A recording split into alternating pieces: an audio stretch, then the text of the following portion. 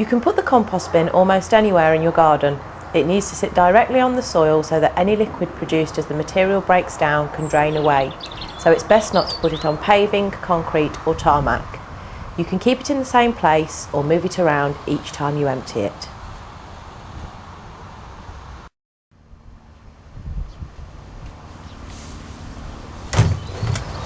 I'm going to put this bin here at the side of my garden where the ground is nice and level.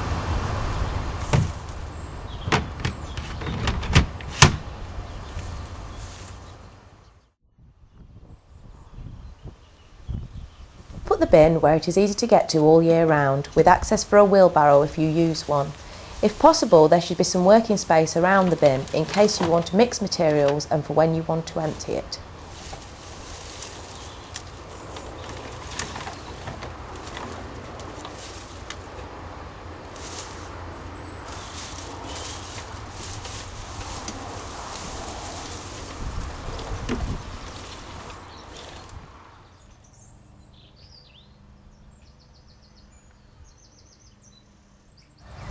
Find an amazing array of stuff to put in your compost bin once you know what can and can't be composted.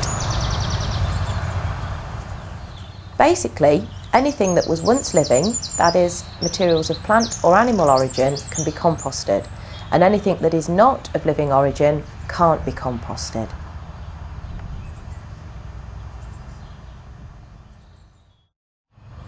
So things like these, tins, plastic and glass, can't be put in your bin.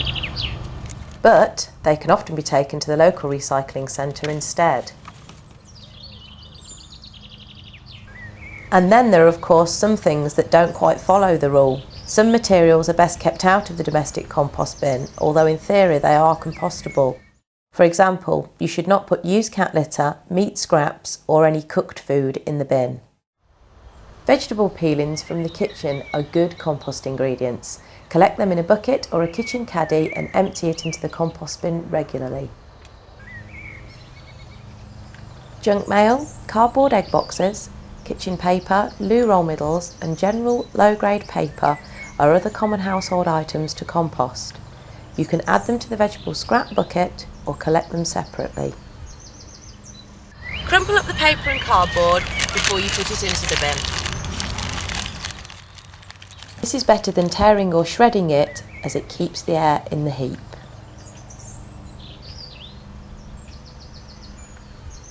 Composting is not the best way to deal with large quantities of newspaper. These are best sent for recycling.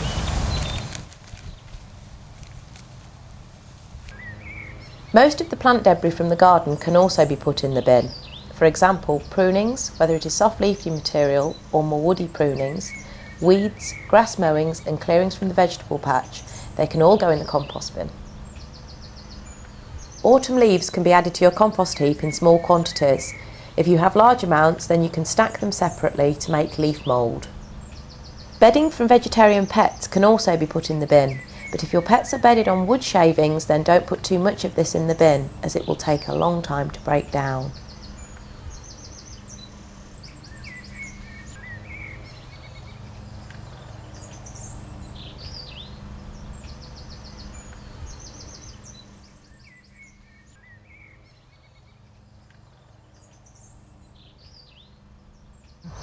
There are just a few things that you need to remember when making compost.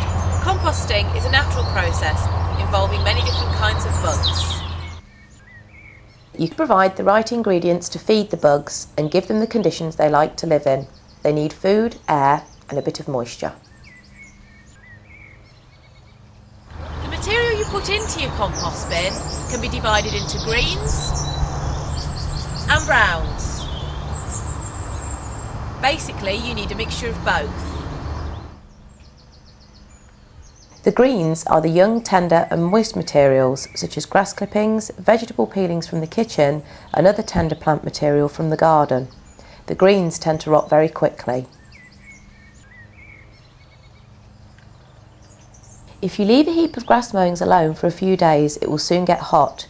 This shows that the compost bugs have started to work. But grass on its own will rot down to a slimy heap that isn't compost. The greens are important because this is the food that the bugs really like to eat. This is the stuff that really gets the heat going. The browns are the tougher materials, like these woody prunings, or dry stuff like this plant debris that has been cleared from the garden, or autumn leaves. This stuff takes ages for the bugs to break down, but browns are important because they add structure and body to the heap. This will ensure that there is always plenty of air within the material. Remember that the composting bugs need air to do their job.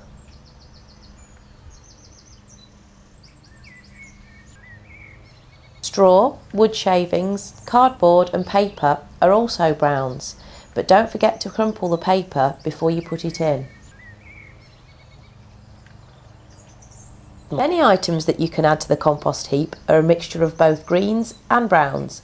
For example, these soft prunings where the leaves are still young and sappy, but they also have a more woody stem.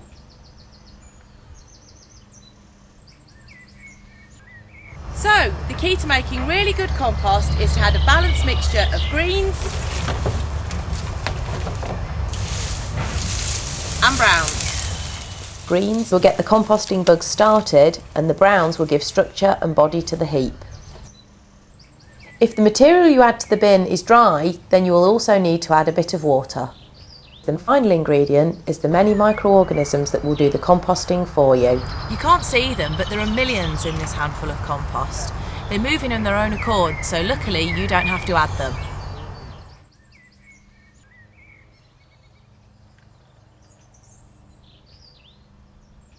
Add material to your compost bin as it becomes available. The more you add at once, the better. So try and gather a few ingredients together each time. Remember that you need a mixture of greens and browns. Don't worry about exact quantities, but try and add roughly equal amounts of each.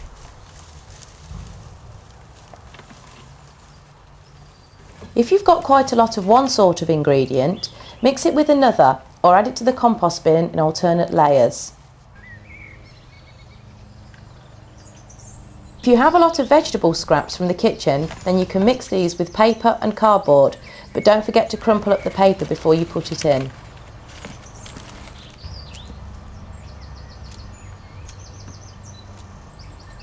You can mix grass mowings with autumn leaves or cardboard.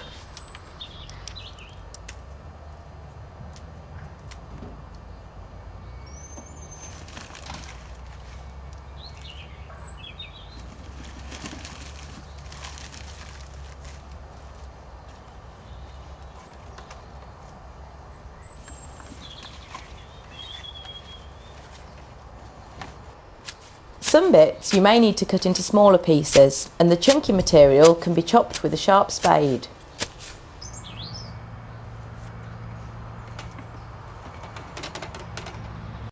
Alternatively, it can be shredded before it is put into the bin.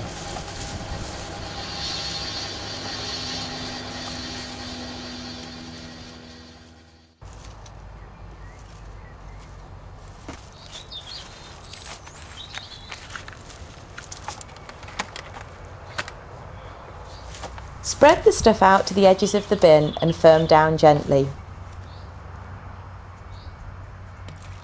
Add water if the material is dry and then replace the lid.